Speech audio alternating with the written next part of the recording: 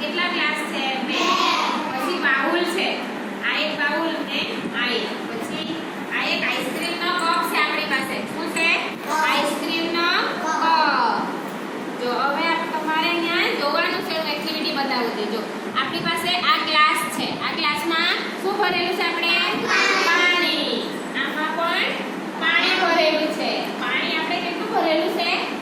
ઘણું ઉપર સુધી, અહીંયા સુધી ભરેલું છે. દેખાય? દેખાય તો તમે?